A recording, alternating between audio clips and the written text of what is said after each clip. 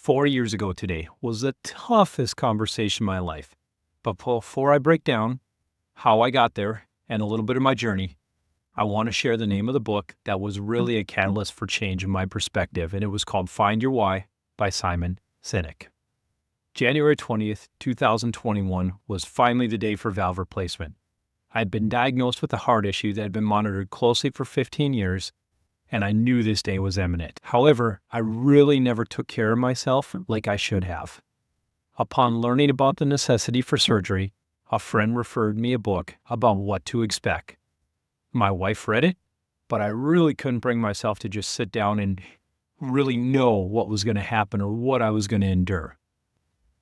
However, having a son who was 3 at the time, I remember vividly curling up in his bed, listening to him breathe, and talking gently, not knowing if he was ever going to see me again.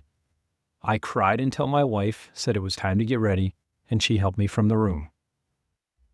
Fast forward, I survived the surgery, and we had the shock and joy of a lifetime in the hospital room. We learned my wife and I were expecting another child who turned out to be our daughter, and what a blessing it's been. Once the fog of surgery wore off, and I learned how to climb stairs again, yes, that is a thing, there was still the battle of sitting up, clutching a heart-shaped pillow that felt like my world to avoid the immense pain.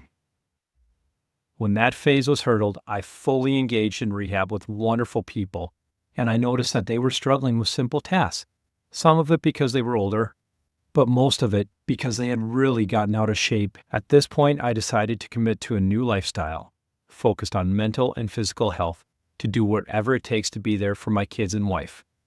It wasn't easy. I wasn't allowed any coffee for 2 years, but I did it. And since then, fitness and self-development have become a daily routine, and I really feel out of sorts when I miss them.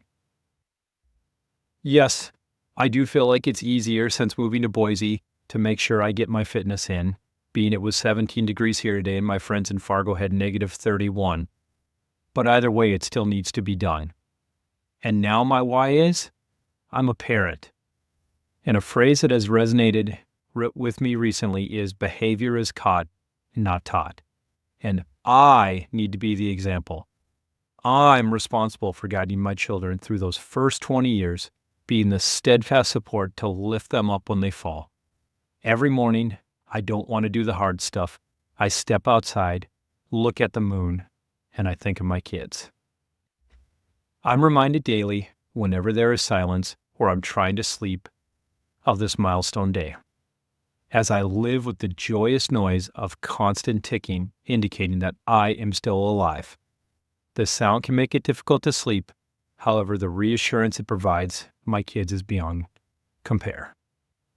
Thank you for letting me share. I know it's a little bit different from the normal work stuff I do, but remember, hug your kids and remember your why, and know that the hard moments create amazing memories and opportunities.